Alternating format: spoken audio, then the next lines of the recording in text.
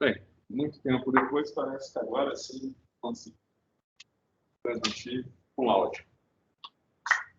É engraçado que eu estava pelo aplicativo da web, entrou rapidinho, mas está assim, impossível desmutar o Teams.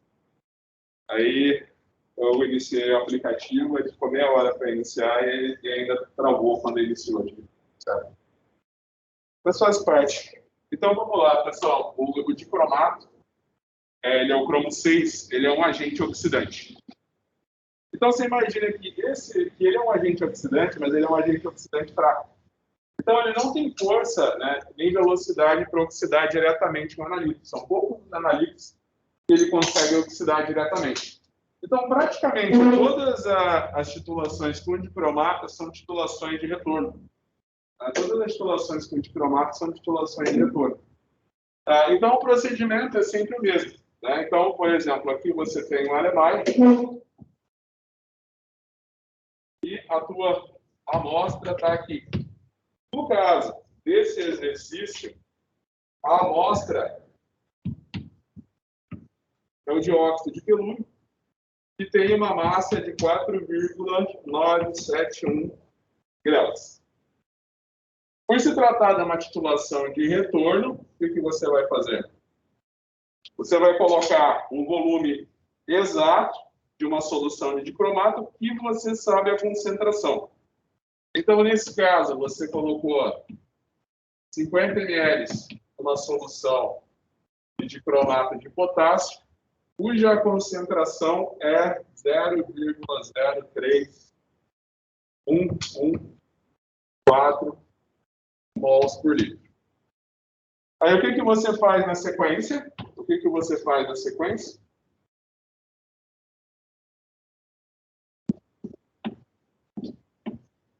Você imagina, então, que todo dicromato vai reagir com o teu dióxido de telúrio.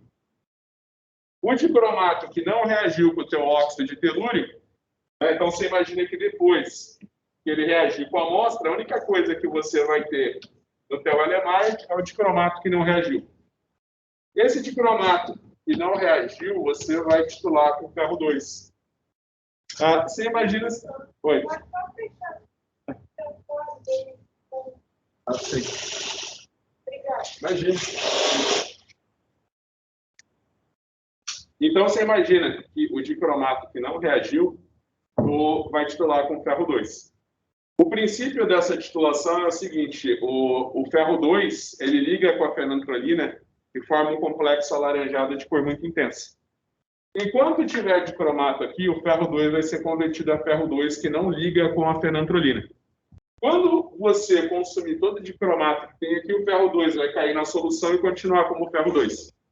Esse ferro 2 liga com a fenantrolina e dá uma coloração laranja bem intensa. Aí você sabe que você chegou no ponto de equivalência. Tá? Você tem que saber, obviamente, a concentração do teu titulante e o volume que você gastou. Então, está falando que a concentração do ferro 2 é de 0,1135 mol por litro. E ele está falando que o volume de ferro 2 que foi gasto na titulação foi um volume de 10,05 ml.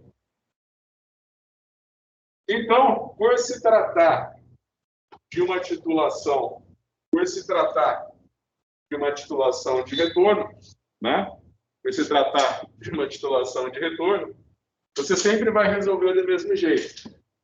Número de mols de dicromato que não reagiram é igual número de mols de dicromato que você tinha inicialmente menos número de mols de dicromato que não reagiram. Né? Então, você imagina que o número de mols de dicromato que você tinha inicialmente é a concentração do dicromato vezes o volume do dicromato. O número de mols de cromato que não reagiu o número de mols de cromato que não reagiu é exatamente o que foi titulado com ferro 2. Aí você tem que saber a estequiometria da reação que acontece entre o dicromato e o ferro 2. É simples você deduzir isso daqui, né? Por exemplo, você imagina que aqui você vai ter, eu vou colocar aqui, você vai ter o dicromato. O dicromato, ele vai ganhar. O dicromato está sendo convertido a cromo 3, né? Então, você imagina que aqui você tem 2 cromos e aqui você tem 2 cromos. Está balanceado. Você imagina que aqui você tem 7 oxigênios e aqui você não tem nenhum oxigênio. Para balancear o número de oxigênios, você coloca 2H+ para cada oxigênio que você tem em excesso, né? Então, eu vou colocar 7 vezes 2, 14H+. Desse lado, você tem carga mais 14 menos 2. Então, você tem mais 14 menos 2 igual a 12. E para balancear os oxigênios daqui, né? Você imagina que aqui você tem 7 oxigênios. Aqui você vai ter 7 águas. Tá? Então, você imagina quantos elétrons vão entrar aqui para balancear essa semi-reação?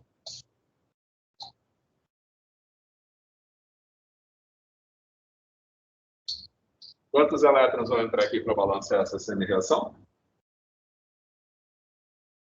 Ó, você tem 12, desculpa, né? Aqui é um 2, né? 2 de cromato, 2 de cromato. 2 vezes 3, mais 6. Então, você tem mais 12 é igual a mais 6. Quantos elétrons tem que entrar para balancear essa equação? 6. Então, você coloca 6 elétrons aqui. Então, essa daqui que é a semi-reação de redução do dicromato a cromo 3. Desse lado, você tem o ferro 2 e vai a ferro 3. Então, aqui é fácil, né? Ferro e ferro, carregar mais 2 mais 3. Você tem que pôr um elétron daqui. Daqui você tem um elétron, daqui você tem 6 elétrons. Então, para balancear essa semi-reação, você multiplica por 6, fica 6, 6 e 6. Você soma as duas semi-reações, portanto, número de elétrons. Você vai ter, então, 14H+, mais um cromato, vão reagir com 6 ferro 2+, para dar 6 ferro mais 3, mais 2 cromo 3, mais 7 águas. Tá? Então, da estequiometria dessa reação aqui, você vê que é 6 para 1. Ó, você imagina que 6 mols de ferro reagem com 1 mol de cromato. Então, o número de mols... Então, o número de mols de cromato que não reagiram é a concentração do ferro 2 vezes o volume do ferro 2 dividido por 6. Né? Então, aqui, para eu saber o número de mols de cromato que eu tenho, é só eu fazer a concentração do dicromato vezes o volume. Né? Então, vai ser 0, 0, 3, 1, 1, 4 mols por litro vezes o volume que foi 50 ml.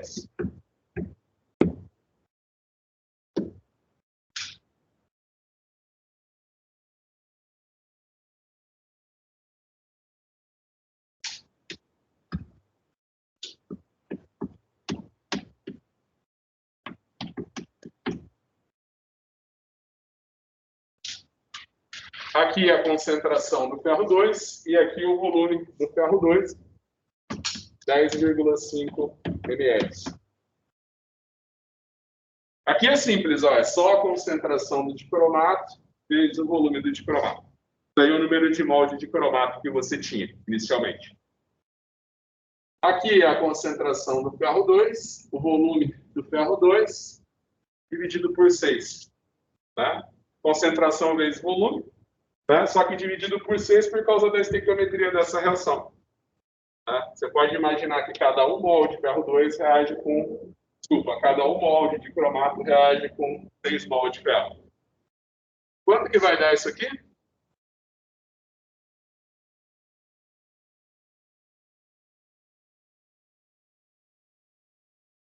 A gente está indo na ordem, né? Aqui é o quadro 1, aqui é o quadro 2.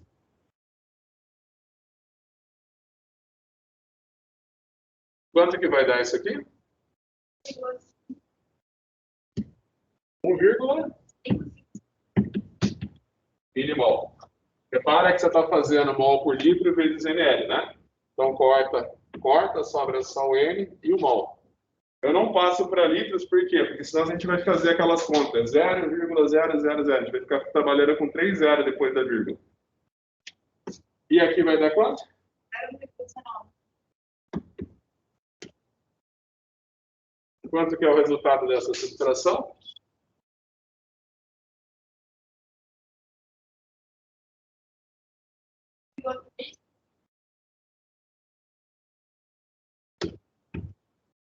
Tá? Então, ó, aqui é o número de mols que eu tinha inicialmente, menos o número de mols que não reagiu. Tá? Isso daqui é igual ao número de mols de cromato que reagiu com o analito. Ó, eu tinha um volume, eu tinha um número de mols de dicromato, eu coloquei excesso de dicromato para reagir com o meu analito. Toda retroditulação é assim. Né? Eu coloco um excesso de um reagente para reagir com o meu analito. Eu sei exatamente a concentração desse reagente que eu estou pondo e o volume para eu saber o número de mols que eu tenho. Depois que ele reage com o analito, a única coisa que vai sobrar no meu Erlenmeyer é o excesso desse reagente que eu coloquei no começo. O excesso dele, eu titulo, tá? Aí eu faço o número de mols que eu tinha inicialmente menos o que não reagiu. Né? O que não reagiu é o que eu estou titulando. Aí eu obtenho o número de mols do meu reagente que reagiu com a minha amostra. Então, nesse caso, eu coloquei 50 ml de dicromato 0,3114 mol por litro. Ele reagiu com o meu dióxido de telúrio. O que não reagiu, eu titulei com ferro 2. Eu faço o número de mols que eu tinha inicialmente de dicromato, menos o número de mols de ferro 2, né, que eu usei para titular esse excesso de dicromato. Isso daqui vai me dar o número de mols de dicromato que reagiu com o dióxido de telúrio. E agora eu posso determinar a concentração de dióxido de telúrio na minha amostra. Só que antes disso, eu preciso saber a reação que acontece entre o dióxido de telúrio e o dicromato. O próprio exercício ele já foi bonzinho e ele colocou a estequiometria da reação. Ele colocou que 3 dióxido de telúrio reage com o dicromato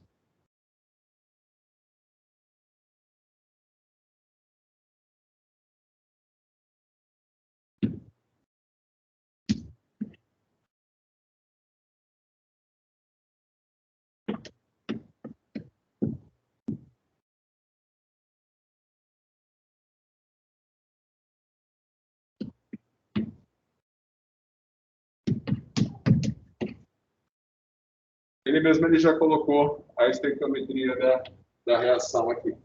Né? Então, você vai ver que 3 dióxido de telúrio reagem com o dicromato. Então, eu vou colocar aqui número de mols de dicromato é igual ao número de mols de dióxido de telúrio. Olha a estequiometria da reação. O 3 vai ficar daqui, do lado do cromato. Tá?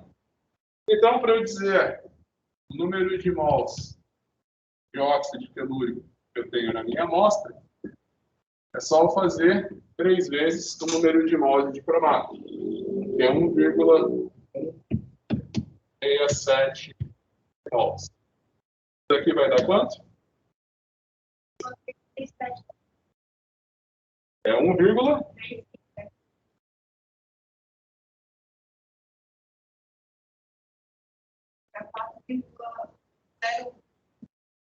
4,101 milimols. Então, esse daqui é o número de milimols de dióxido de telúrio que eu tenho na minha amostra. Né? Então, agora eu preciso saber a massa de dióxido de telúrio que tem na minha amostra. Lembra que massa dividido por massa molecular é igual ao número de mols. Tá? Então, eu posso dizer que a massa é igual ao número de mols vezes a massa molecular. Nesse caso aqui, eu preciso saber a massa molecular do dióxido de telúrio. Para eu saber a massa molecular do dióxido de telúrio, posso consultar a tabela periódica. Tá? Então, lembra que eu falei para vocês aquela tabela periódica do PubChem? Você pode clicar na internet, você escreve Periodic Table PubChem. Então, ó, você tem aqui a tabela periódica. O telúrio é o elemento que tem número atômico 52. Tá? Então, você imagina que o número atômico do telúrio é 52.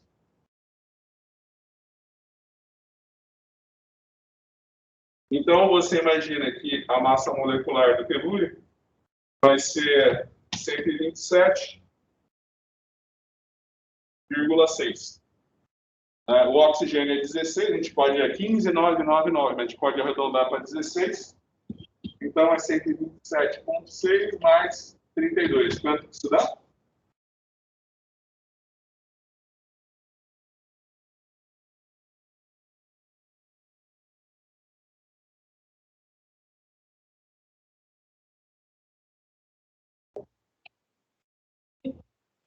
Quanto?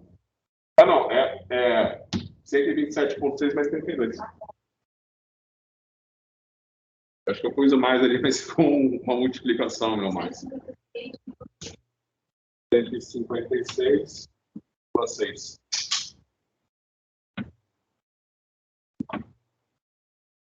Perfeito. Então, para saber a massa de dióxido de telúrio que tem na minha amostra, é só fazer o número de mols, é 4,01 milimols, vezes a massa molecular, que é 156,6 grama-mol. Isso daqui vai dar quanto? 642,21 miligramas. Aí o exercício ele perguntou qual que era a porcentagem. Qual que era a porcentagem? O exercício, né? Ele perguntou para a gente qual que era a porcentagem de dióxido de telúrio na amostra. Então, o que você tem que fazer? É só dividir a massa da amostra. É só dividir a massa da amostra pela massa que você encontrou. A massa da amostra que está no enunciado do problema é 4,971 gramas, né? Aqui, para passar de miligrama para grama, é só eu dividir por 1000, né? Que vai dar 6,4221 gramas. Então, para eu achar a porcentagem de telúrio na minha amostra,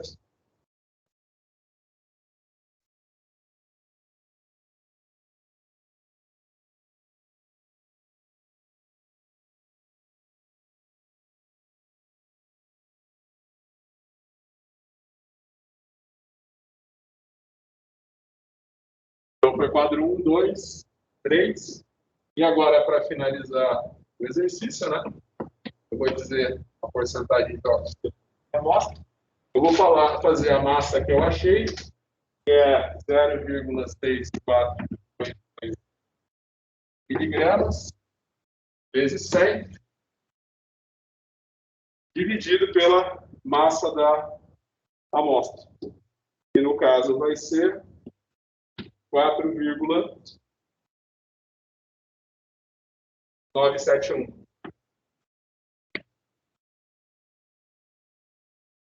Quanto que isso daqui vai dar? 0,13%. Então, a porcentagem de dióxido de telúrio nessa amostra é de 0,13%. Então, ele terminou aqui esse exercício. E tá, eu vou dar uns minutinhos, então, uns 2 minutinhos para vocês terminarem de copiar.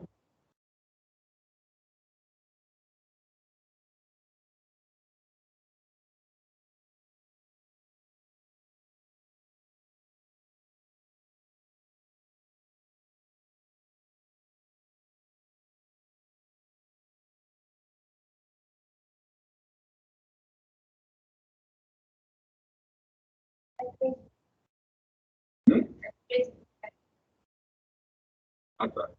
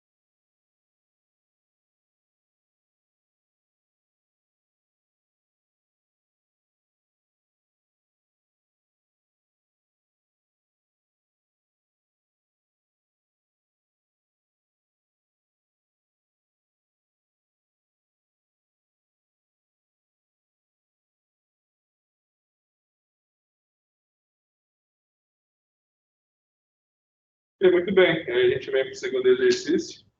Agora o exercício de número 12.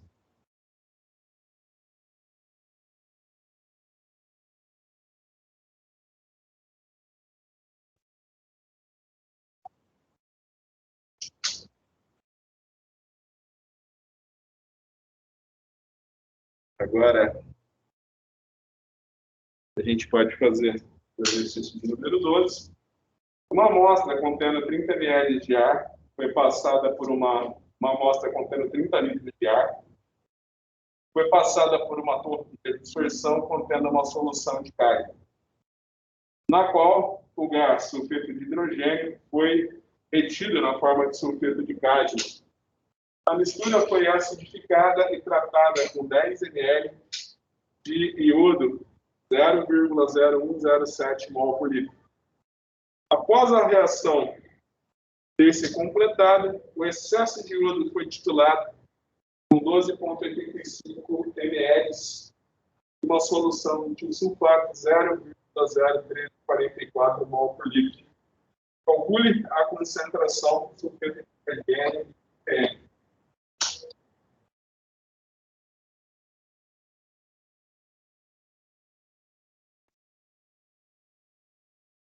Bem, então, basicamente, né, o pessoal pegou, né, e passou esses 30 litros de ar. Então, aqui a gente pegou, passou esses 30 litros de ar, né, de uma maneira, fez um sisteminha aqui, com alemães.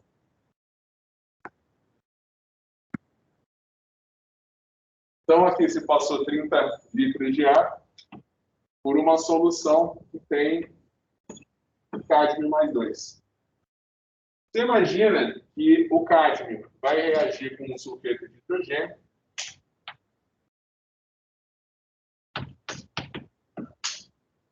Você imagina que isso daqui é um gás, né? Sulfeto de hidrogênio. Você imagina que o sulfeto de hidrogênio vai reagir com o cádmio para formar o precipitado, que é o sulfeto de cádmio. Então, ele falou que mais tarde ele titulou esse sulfeto com o iodo. Ele colocou excesso de iodo para reagir com esse sulfeto de cádmio, né? Então, ele está falando que depois... Então, para que ele passou esses 30 litros de ar na solução de cádmio mais 2? Para todo o sulfeto ficar preso na solução. Então, o que ele fez depois? Ele colocou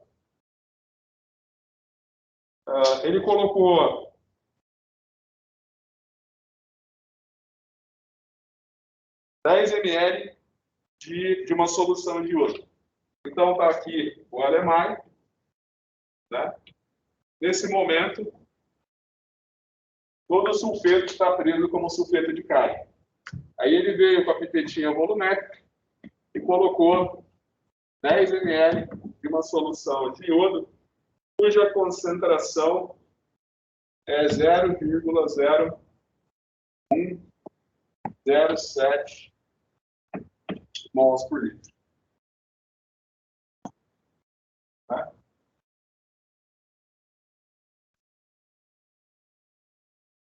O iodo que não reagiu com o cádmio, ele veio e titulou com tiosulfato de sódio.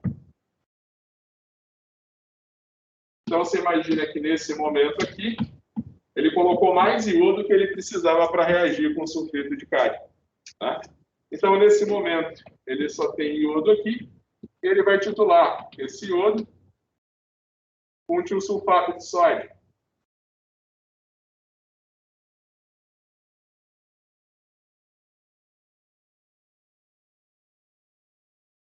Então, você imagina que a concentração do tiosulfato de sódio que ele utilizou nessa titulação foi de 0,01344 e o volume que ele utilizou foi de 2,85 ml. Então, lembra que concentração é sempre mol por litro e volume é ml.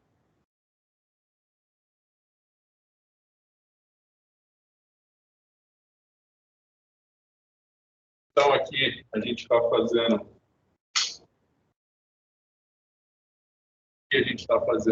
exercício 12. E aqui vai ser o quadro 1, então. O que vocês precisam? Então, é titulação de retorno. Né? Você vai ter que escrever número de mols de iodo que reagiu com a analítica é igual ao número de mols de iodo que tem inicialmente menos o número de mols de iodo que não reagiu.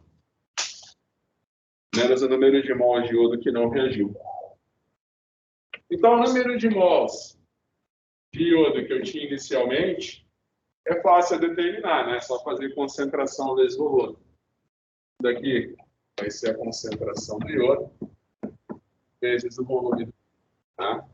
Ou seja, 0,01344 mols por litro. E o número de mols de iodo que não reagiu com a minha amostra. Aí você deve estar lembrado da reação entre o iodo e o tiosulfato. Né? Lembra que 1 mol de iodo reage com 2 mols de tiosulfato para dar iodeto e tetrationato. Então, isso daqui vai ser a concentração do tiosulfato de sódio vezes o volume do tiosulfato de sódio dividido por 2. Pessoal, eu coloquei aqui errado, né? Aqui é a concentração do iodo vezes o volume do iodo. Então, a concentração do iodo é 0,0107 mols por litro. E o volume que foi colocado foi de 10 ml. Então, você imagina que a concentração do iodo que não reagiu é a concentração do tiosulfato vezes o volume do tiosulfato dividido por 2. Então, a concentração do tiosulfato é 0,01344 0,344 mols por litro, vezes o volume, que é 12,85 ml, daqui dividido por 2. Então, quanto que vão dar esses dois valores?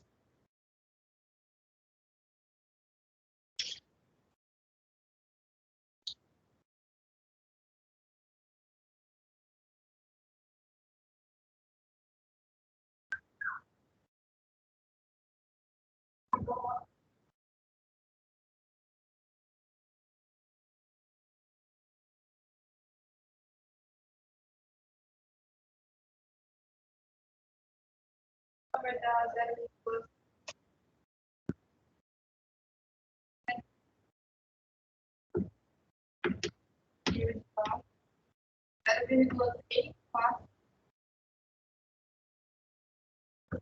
0,345. Você dividiu por 2?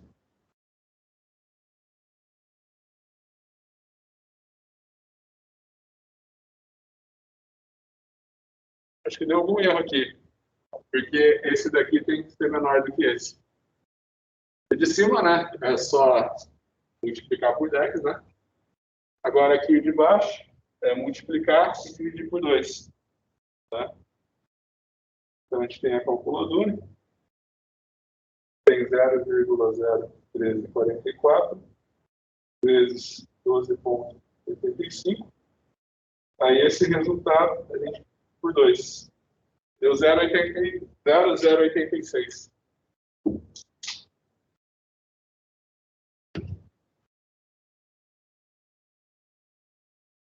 Esse número aqui tem que ser menor do que esse. Tá? Aqui você vai colocar o número de mols de iodo que reagiu com a amostra é igual ao número de mols de iodo que eu tinha inicialmente, menos o número de mols de iodo que não reagiu. Então, você imagina que esse tem que ser sempre menor do que esse, senão eu vou ter um resultado negativo. Tá? Eu nunca vou ter uma concentração negativa. Então, a gente vai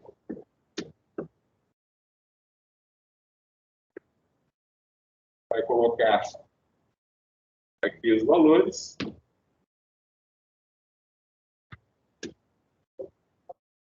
Isso daqui vai dar, então, menos 0,107. Isso daqui vai dar 0,0206 milimols.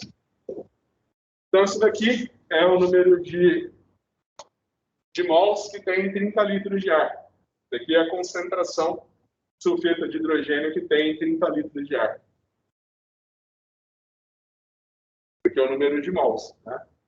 Aí o exercício pediu a concentração em miligramas por litro. Miligramas por litro é o mesmo que ppm. Tá?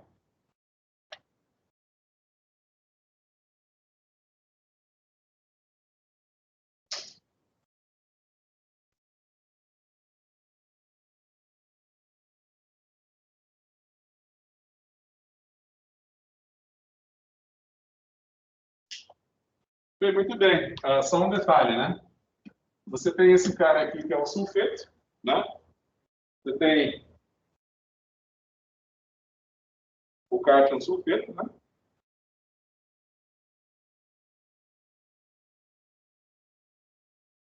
Ele está falando, enunciado do exercício, que o sulfeto reage com o iodo para virar um enxofre elementar. Nesse processo, ele doa 2 elétrons. Aqui você tem o iodo, que vai ganhar 2 elétrons para virar iodeto. Então, você tem a reação global de sulfeto mais iodo é igual a enxofre mais iodeto. Então, dessa estequiometria aqui, você sabe que cada 1 mol de sulfeto representa 1 mol de iodo. Então, você vai dizer que o número de mols de sulfeto na amostra é igual ao número de mols de iodo que reagiu com a amostra, que é igual a 0,0206 milimols. Então, ele pediu a concentração em ppm, ppm é partes por milhão. Você imagina que você tem 1 grama por litro, você tem uma parte por mil. Se você tem 1 miligrama por litro, você tem uma parte por milhão. Né? Então, eu vou passar agora isso para concentração. Então, eu vou falar que a concentração de sulfeto de hidrogênio na amostra, lembra daquela formulinha, né, que a gente já tinha deduzido anteriormente. Ó, lembra que concentração pode ser representada como número de mols, massa molecular, dividido por volume. Isso daqui vai te dar a concentração em massa por litro. Né? Então, eu vou dizer que a concentração de sulfeto de hidrogênio da minha amostra vai dar 0,0 mols vezes a massa molecular do sulfeto de hidrogênio. Você imagina que a massa molecular, só para vocês verem de onde saiu esse número, né? Você precisa lidar a massa molecular do sulfeto de hidrogênio. Lembra que o hidrogênio é 1 e o enxofre é 32. Então, você tem 2 mais 32, que vai dar 34 grama-mols. Então, você faz o número de mols vezes a massa molecular e divide pelo volume, que é 30 litros. Vai cortar mol com mol, vai sobrar M e G, miligramas, e o litro. Então, a tua resposta vai ser em miligramas por litro, que é o mesmo que ppm. Né? Então, se você fizer essa conta, você faz, então, isso daí vezes 34 e divide por 30.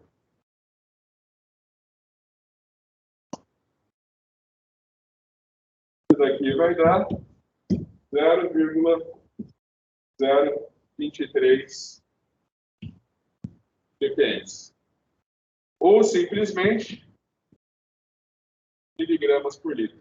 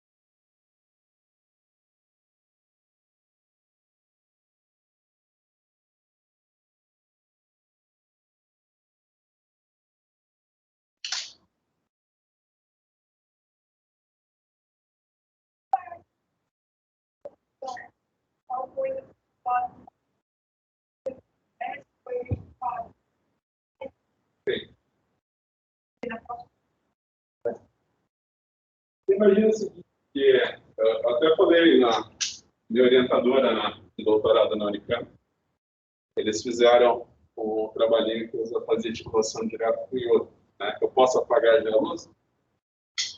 Vocês anotaram já tudo? Então, é o que eu falei. Você faz as titulações de óxido-redução. Então, como o próprio nome já diz, está envolvida a transferência de elétrons. Então, primeiro, estou aqui meio que fazendo já uma revisão do que a gente já viu para a prova da semana que vem. Né? A primeira titulação que a gente viu foi a titulação com permanganato de potássio. Né? Você imagina que o permanganato de potássio ele é roxinho, e quando ele atua como um agente oxidante, ele se reduz para manganês 2+. Tá? Então, o próprio permanganato é o indicador nessa titulação. Ele é roxinho, né? Enquanto tiver analito na amostra, o analito vai reagir com o permanganato e fazer ele virar manganês 2+. Ou seja, a solução vai ficar incolor. Quando não tiver mais analito na amostra para reagir com o permanganato, ele vai cair na solução roxinha e vai atingir a solução de roxo. Tá? Então, eu falei para vocês que com o permanganato de potássio não existe titulação de retorno. Eu vivo contando a história, né, que nos primeiros anos que eu dei essa disciplina, eles mandavam no Campus 1. Aí sempre tinha uma aula que eu levava o pessoal no laboratório para fazer titulação com permanganato. Né, porque mesmo assim, no professor, eu fico encantado com a cor roxa do permanganato. Tá? E também porque dá para fazer medicamento titular, determinar, mais clássico, né, determinar sulfato ferroso e suplemento alimentar com titulação por permanganato, né, experimento clássico. Tá? E por vocês serem da farmácia, né? Então, um exemplo, né?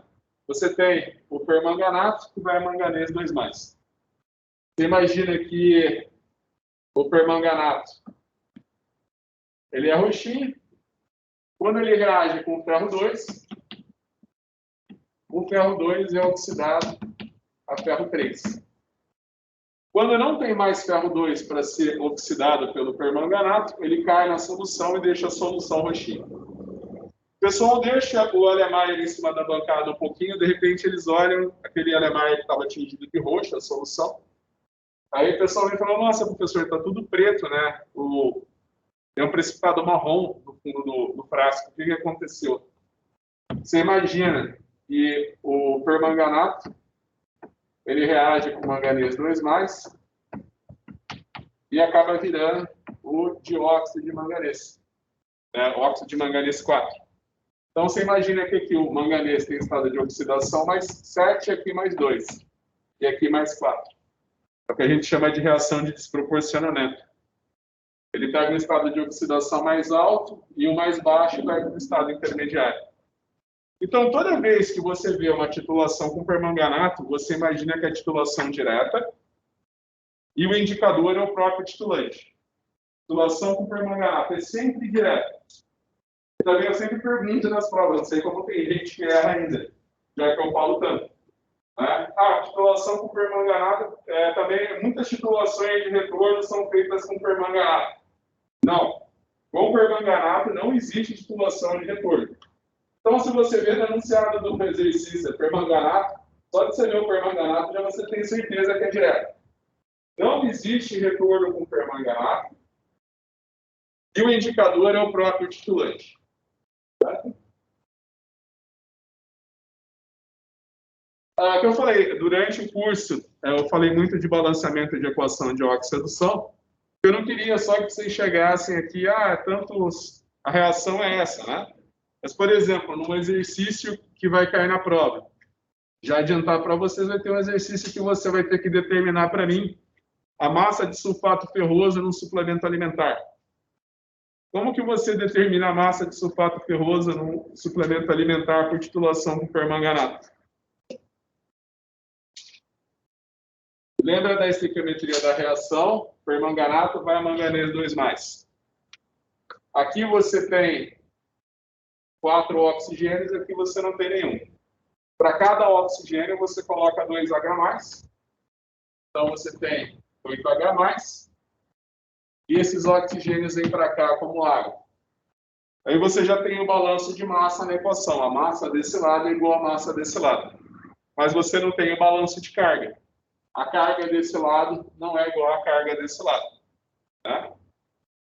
Então, para balancear a carga, você tem mais 7 igual a mais 2.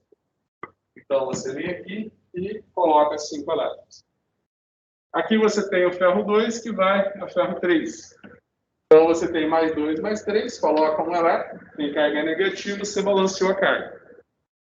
Para balancear essa semi-reação, aqui você multiplica por 6, vai ficar 6, desculpa, por 5, né? Aqui você multiplica por 5, aí vai ficar 5 elétrons, 5 ferro e 5 ferro. Você pode somar essa semi-reação. Agora você vai cortar os elétrons e aí sim você vai ter a estequiometria da reação. O H+, que reage com permanganato, que reage com 5 ferro 2+, para dar manganês 2+, 5 ferro mais 3 e 4 águas. Eis aqui a reação. Então, quando você for resolver esse exercício, né, na prova, eu vou falar que você fez uma titulação com permanganato de potássio, eu vou dar a concentração do permanganato de potássio que foi gasto, o volume do permanganato de potássio que foi dado, e aqui eu vou falar se tinha um suplemento alimentar, aqueles comprimidos de sulfato ferroso.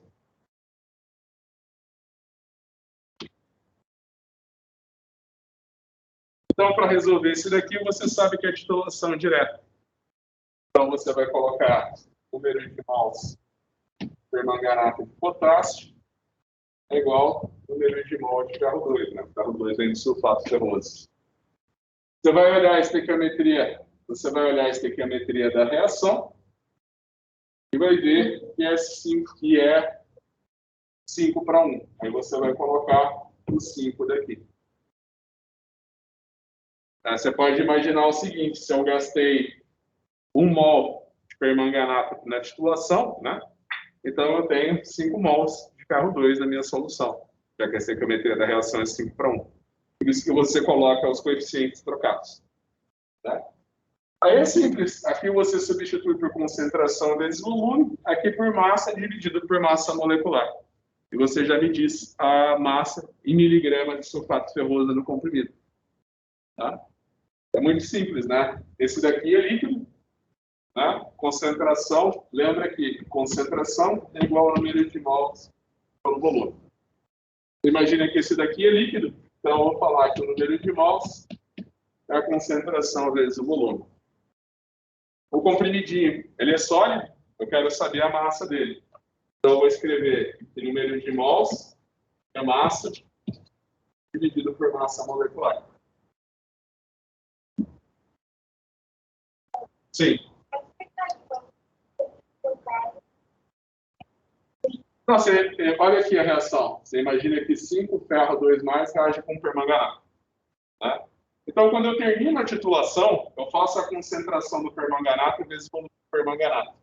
Isso daí me dá o número de mols de permanganato que reagiu com o meu ferro. Então, você imagina, eu gastei 10 milimol de permanganato nessa titulação. Já que a estequiometria da reação é 1 permanganato reage com 5 ferro, então eu sei que eu vou ter 5 vezes isso de ferro. Por isso que eu tenho que colocar trocado na reação. Olha aqui, eu gastei 10 milimol de permanganato. Quantos milimol de ferro tem? 10 vezes 5, 50 milimol. Ó, a reação não é 5 para 1? Eu gastei 10 milimol de permanganato na titulação. Quantos milimol de ferro tem? 5 vezes isso. A reação é 5 para 1. No começo também parece meio estranho colocar trocado, mas depois é só você pensar na lógica.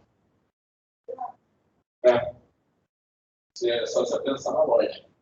Gastei 10 milimol de permanganato. Tá, mas a reação é 1 permanganato reage com 5 ferro. Então é 5 vezes isso que eu tenho de ferro. Né? Porque a estequiometria é 1 para 5. Tá. Então é só você substituir depois.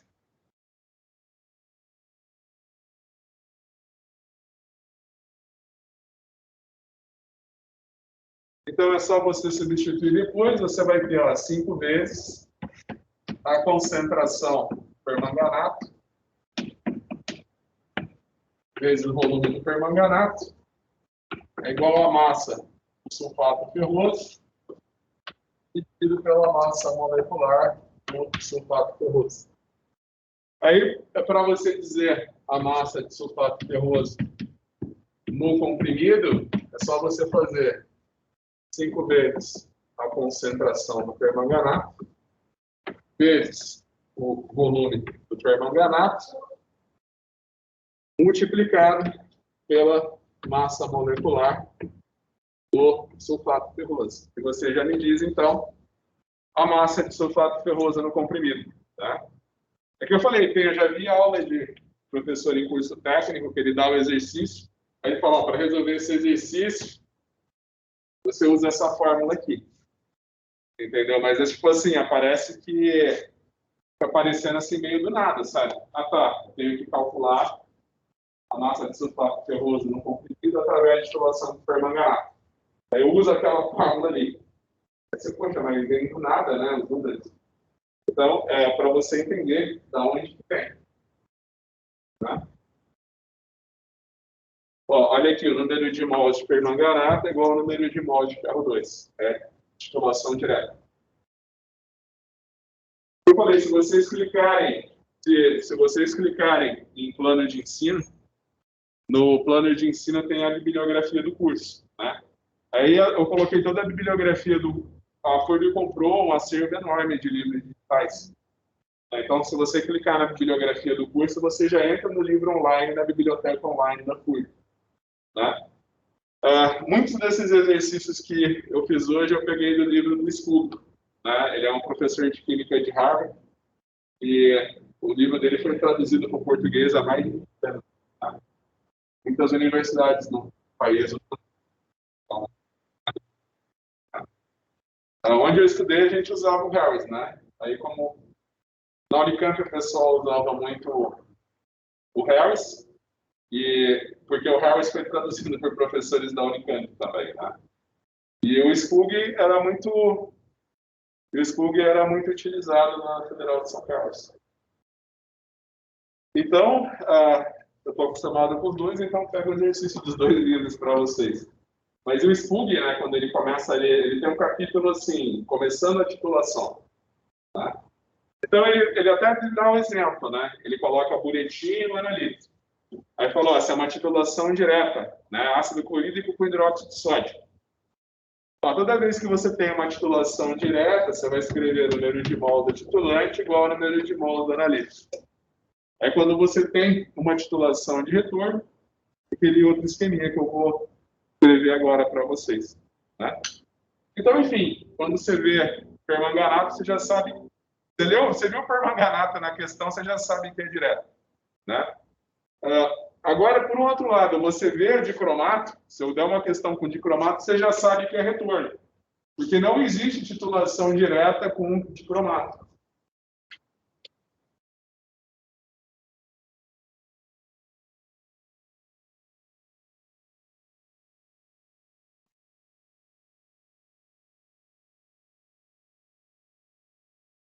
Então, você imagina que lá na década de 80, né, farmacêutico, o pessoal que era perito forense, por questões legais, né, precisava saber a concentração de álcool no sangue da pessoa.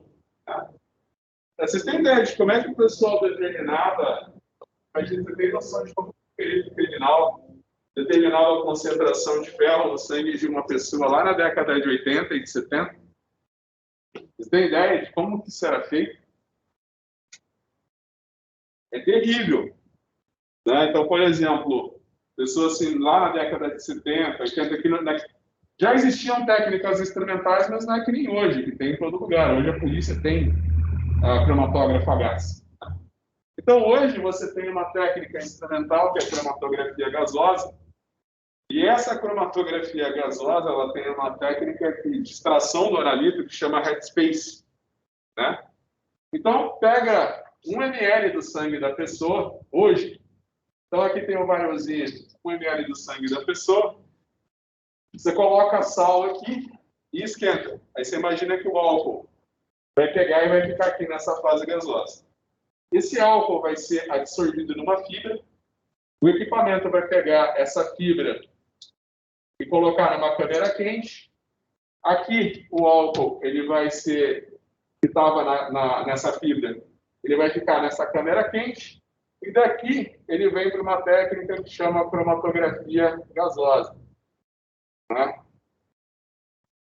Também conhecida como GC, de Gas Chromatography. Aí, esse daqui é direcionado para uma coluna analítica que vai separar os analíticos que tem nessa fase gasosa e vai determinar, e vai dar uma área do pico, né, correspondente ao etanol que está no sangue dessa pessoa. Então, você imagina que hoje você pega 1 ml de sangue da pessoa, coloca lá no equipamento, né, coloca num vaiozinho, o equipamento vai lá e determina para você a concentração de etanol no sangue dessa pessoa. Isso aqui é as técnicas instrumentais. Vocês vão ver com o professor Caio Córdova a parte instrumental da química, né, que é mais usada na farmácia hoje. Então, você imagina assim, que é uma coisa muito simples, você usa só um pouquinho de sangue. Como que o pessoal fazia isso lá na década de 70, 80, quando não tinha cromatografia? Por titulação, né? Então, tem que ter o estômago forte. Você imagina que tem um monte de substâncias no sangue humano que são redutoras fortes. Então, eu não vou conseguir titular sangue humano. Então, o que o pessoal fazia? Pegava um monte de sangue da pessoa. Aí, lembra do sisteminha de destilação? Vocês já fizeram na destilação simples? Já fizeram a destilação simples? Então, fazia lá aquela destilação, você punha aqui na manta de aquecimento, punha o sangue humano dentro de um balão e fazia uma destilação simples de sangue humano. Eu não sou muito bom de desenho, então você imagina que aqui é uma destilação, você imagina que aqui que eu desenhei um sistema de destilação simples. Mas imagina, você tem que fazer uma destilação simples com sangue humano. Aí, o etanol, lembra que o etanol e a água formam uma mistura azeotrópica, né? Você não consegue separar o etanol da água por destilação simples. Então, mas aí você imagina que todas as substâncias redutoras que tem no sangue humano, eles iam ficar aqui nesse balão, e aqui vai ficar só a água mais o etanol. Aí o que você fazia? Você determinava o etanol por titulação de retorno. Como que funciona a titulação com dicromato? Então, você imagina que aqui você tem o teu LMR, onde você destilou sangue humano, e aqui vai ter o etanol. Aí você vem, todas as titulações com dicromato são de retorno. Aí você vem, coloca uma concentração e um volume conhecido de dicromato, e você ferve essa mistura de dicromato, água e etanol. O dicromato que não reagiu com o etanol, o dicromato que não reagiu com o etanol, você titula com ferro 2. Então, ó, aqui você tem o etanol, aqui você tem o dicromato. Você pega essa mistura aqui, então, né? Você tem essa mistura aqui de dicromato e de etanol. Você imagina que você tem essa mistura, você ferve ela para todo o dicromato reagir com o etanol. Você coloca mais dicromato do que você precisa para reagir com o teu etanol. O excesso de dicromato,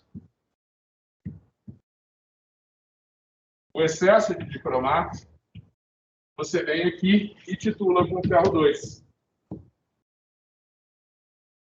Porque você imagina que o ferro 2 vai reagir com o dicromato, né? Quando não tiver mais dicromato aqui para reagir com o ferro 2, aqui você coloca a fenantrolina. Esse ferro 2 cai aqui e reage com a fenantrolina. Aí você vê uma mudança de cor bem significativa. Então, é sempre titulação de retorno. Tá? Então, como é que você resolve esse tipo de exercício?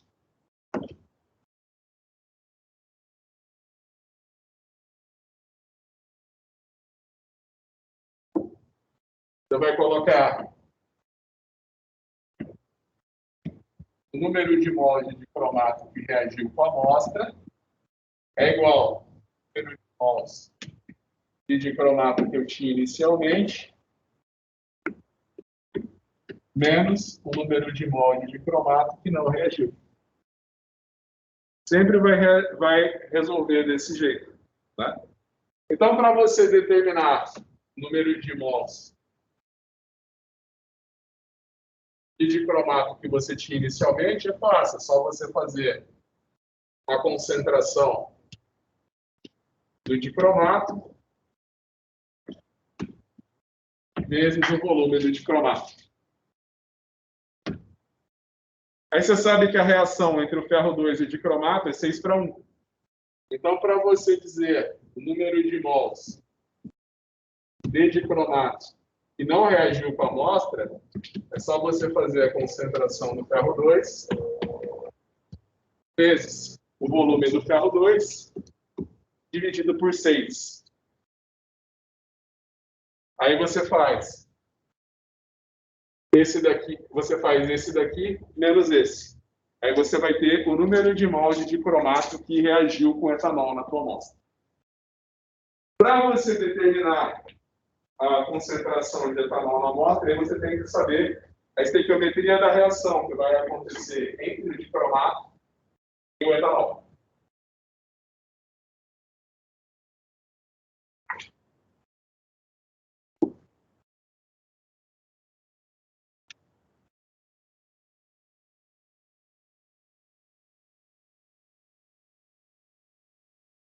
Aí que eu falei que você tem que saber balancear as equações de óxido-redução. Você tem que lembrar que o dicromato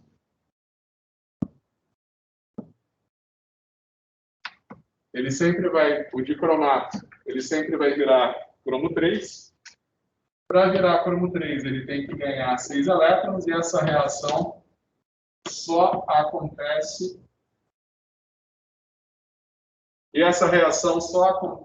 em meio ácido, né? Então você tem 14H+, mais 6 elétrons, mais dicromato, que vai dar cromo 3, mais 7 Hs. Desse lado você tem o etanol, que é o CH3,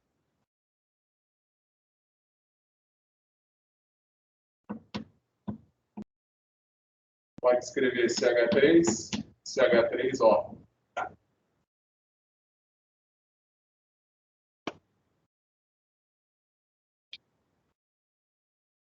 Você imagina que o etanol ele vai ser oxidado a vinagre.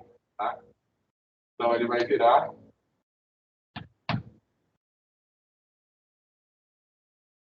CH3COH. Então você pode imaginar que ele está indo do estado de... Você imagina que você está oxidando esse carbono. Tá? Então você imagina que ele perdeu 2 elétrons. Né? Então você pode até fazer. Né? Você imagina que aqui ele tem um oxigênio e aqui ele tem 2H+ a mais.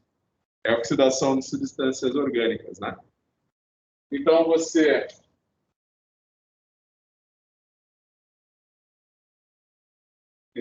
pode imaginar que você tem o etanol que está sendo oxidado a ácido acético. Tem que ver quantos elétrons estão envolvidos nessa reação. Então você pode imaginar o seguinte: aqui eu tenho um oxigênio, né?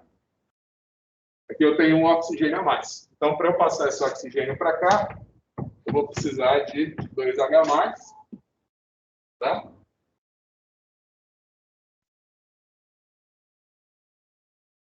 E uma água.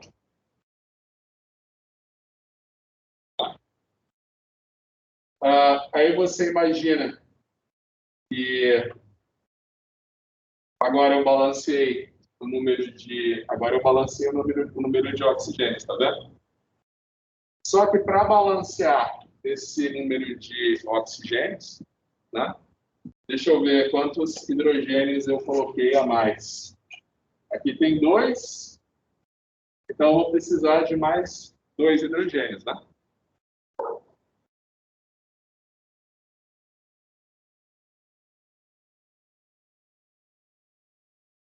E aqui, para balancear a carga, eu vou precisar de 4 elétrons.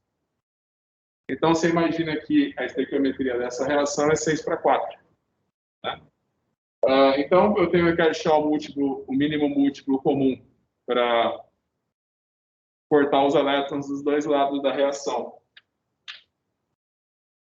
Então, você imagina que aqui eu vou multiplicar por 2 e aqui eu vou multiplicar por 3. Então, eu tenho 3 vezes 4, que é 12. 12, 3, 3 e 3. Aqui eu vou ter 14, 6, 2, 12 e 28. Tá? Então, quando eu faço isso daqui, eu posso somar agora. 12 menos 28 vai dar 16. Aqui eu tenho 3 menos 14 vai dar 11. Então, e corta 12 elétrons com 12 elétrons. Então, você tem 16H+, mais 2 de cromato, que vai reagir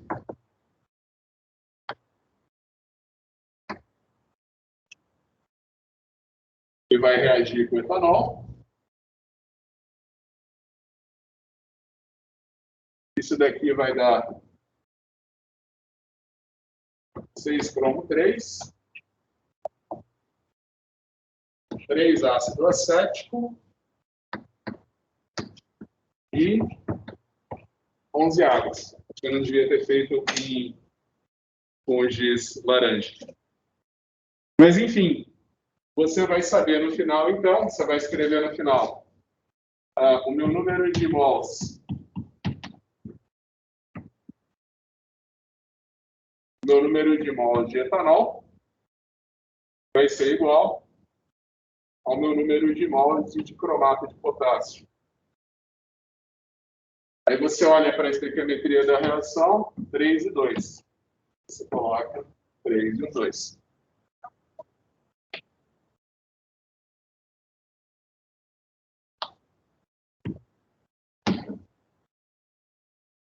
Então, uma vez que você sabe o número de mols de cromato que reagiu, você pode dizer, eu já sei o número de mols de dicromato de potássio que reagiu com o meu etanol. Isso daqui vai ser igual a 2/3 do número de mols de etanol na amostra. Por isso que você tem que saber as reações químicas, né? Quando você faz titulações de óxido-redução, a coisa é um pouquinho mais complicada. Tá? Então, você pega o resultado dessa subtração aqui e coloca aqui. Então, na verdade, eu acho que eu tinha que, já que é isso que você sabe, né?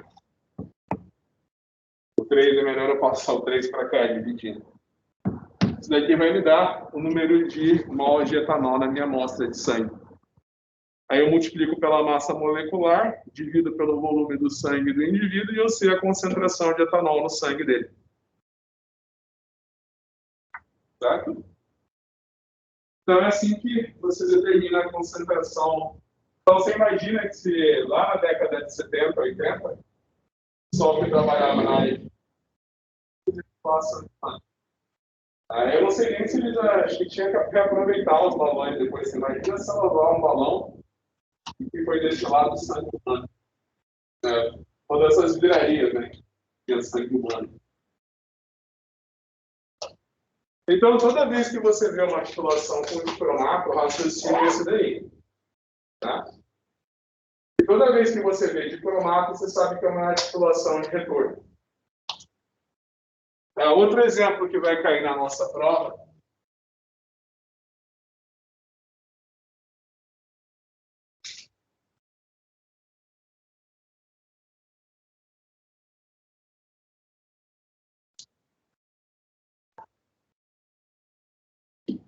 Lembra que eu falei para vocês do tiosulfato? Você imagina o seguinte, o iodo, ele pode atuar como um agente oxidante. Então, o iodo, ele recebe 2 elétrons para virar o iodeto. Você imagina que o iodo, ele dá uma coloração amarela o iodo, ele dá uma coloração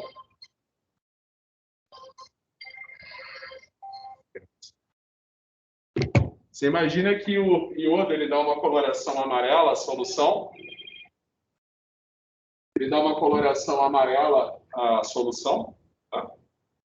E quando você coloca amido de milho na solução, quando você coloca amido de milho, o iodo entra dentro do amido de milho e dá uma coloração azul bem intensa. Uma coloração azul escura muito intensa para a solução. Então, você consegue fazer titulações com iodo. Tá? Então, por exemplo, eu posso colocar o iodo na minha bureta. Tá? Então, você sabe que eu tenho que saber a concentração. Eu tenho que saber a concentração do iodo que eu tenho na minha bureta e o volume do iodo que eu tenho na minha bureta. E aqui dentro do meu LMR, eu tenho que ter um analítico que é um agente redutor. Tá? Então, por exemplo, eu posso fazer a titulação direta com iodo de vitamina C e sulfito no vinho. Eu vou colocar amido no meu vinho. Você imagina que enquanto o iodo, então, por exemplo, eu falei para vocês que o iodo é um agente oxidante, né? Você tem, por exemplo, a vitamina 6, C6H8O6. Ela atua como um agente redutor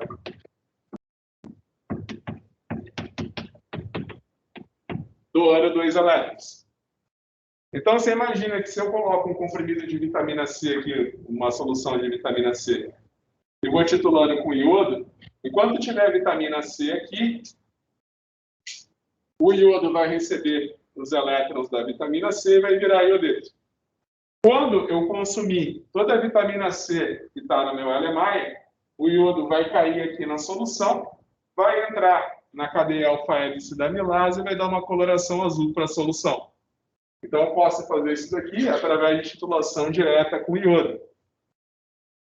O sulfito, lembra que eu falei para vocês que os antigos romanos, eles conheciam aquela região, né, isso antes de Cristo, né? Aquela região perto de Roma, tinha minas naturais de enxofre. Então, os antigos romanos, muito antes de Cristo, né, eles já conheciam o enxofre. Né? O enxofre ele é encontrado na forma elementar na natureza. Aí os antigos romanos eles ferviam um pouco desse enxofre com os vinhos e percebiam que os vinhos duravam muito tempo. E até hoje a gente usa sulfito para conservar alimentos. Então, você imagina que antes de Cristo os antigos romanos faziam isso, a gente faz isso até hoje. Tá? Então, você imagina que o sulfito... Então, você imagina que o sulfito, ele vira sulfato,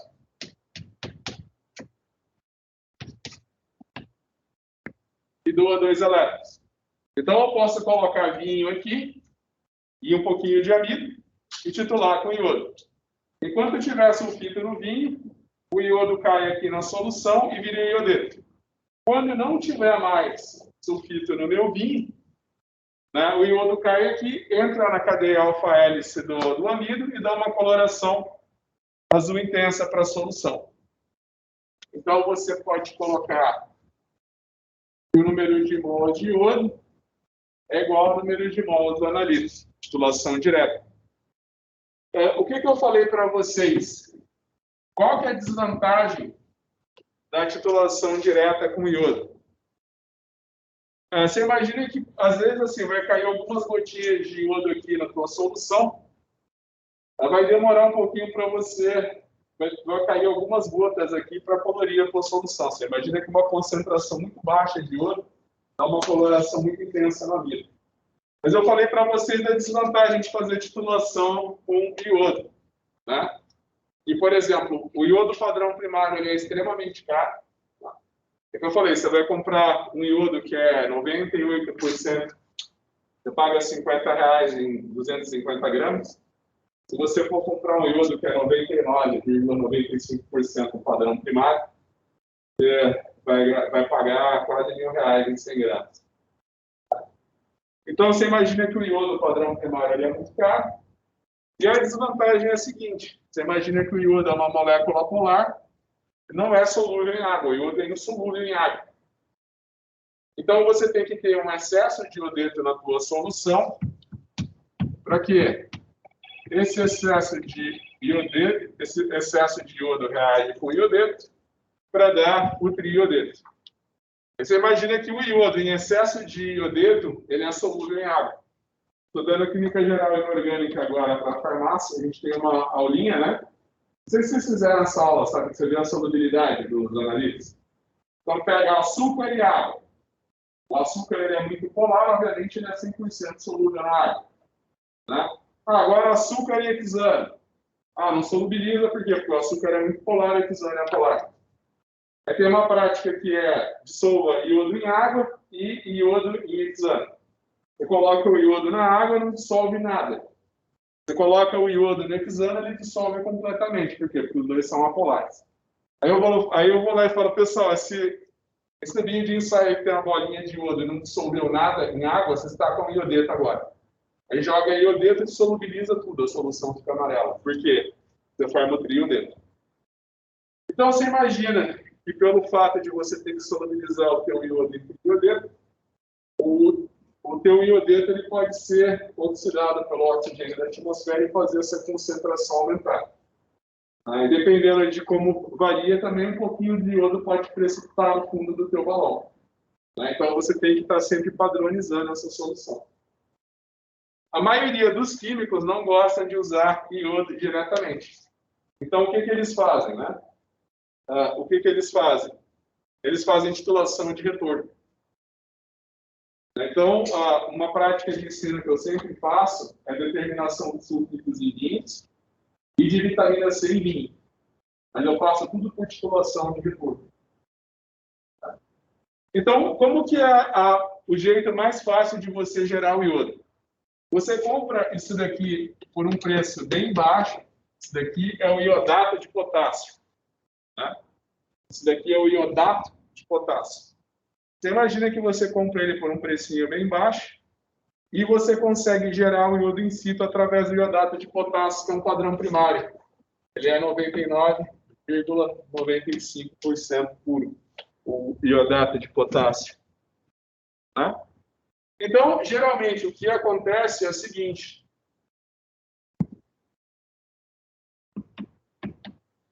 Você coloca uma concentração e um volume que você conhece de iodato de potássio. Esse, numa solução de iodeto de potássio, que é ácido. Então, você imagina que, nesse momento, em meio ácido, o iodato de potássio reage com o iodeto para dar iodo e água. Então, eu sei o número de mols de iodo que tem na minha solução através da concentração e do volume do iodato de potássio. Eu sei que cada 1 mol de iodato de potássio que eu ponho na solução me gera 3 mols de iodo. Aí, esse excesso de iodo, eu titulo com tiosulfato. Lembra? Vocês têm que sempre lembrar dessa reação.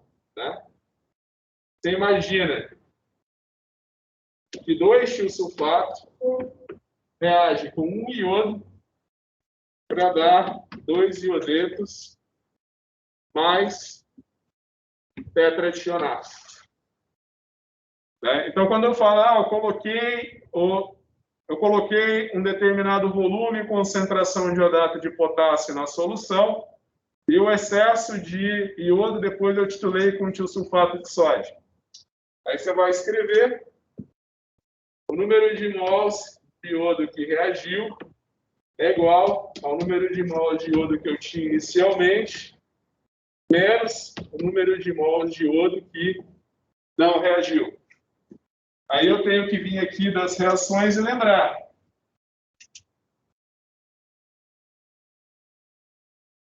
Ó, olha para essa reação aqui.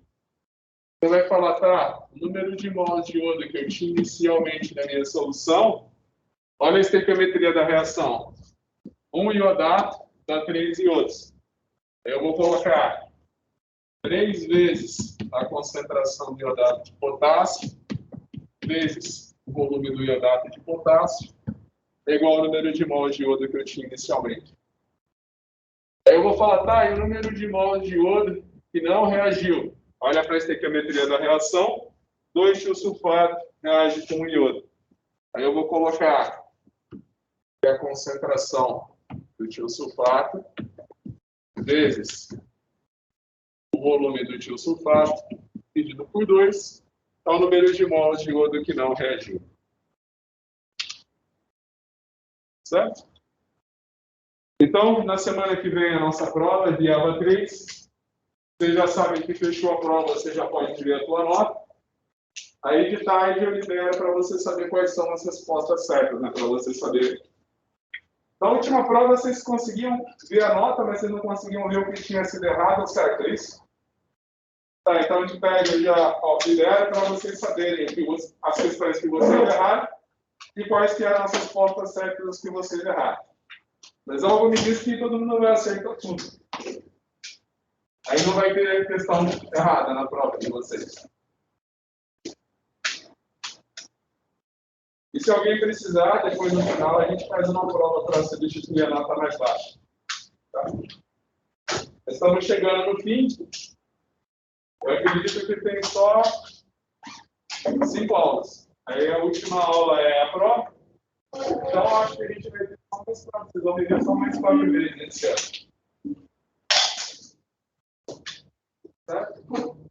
Pessoal, muito obrigado aí pela presença de vocês, pela atenção e uma ótima prova na semana que vem. Tchau, tchau. Tchau, tchau. Pessoal, vocês que estão online, então lembra, tá? Semana que vem é a nossa prova. Vou mandar aviso no ABA 3, mas ela vai ser feita online, né? Então você já faz a prova, você já sabe a tua nota. Bom? E vai cair essas coisas aí que a gente viu nas últimas aulas. Então, um ótimo final de semana para vocês e uma ótima prova na semana que vem. Tchau, tchau. Tchau, prof. Obrigada. Eu que agradeço.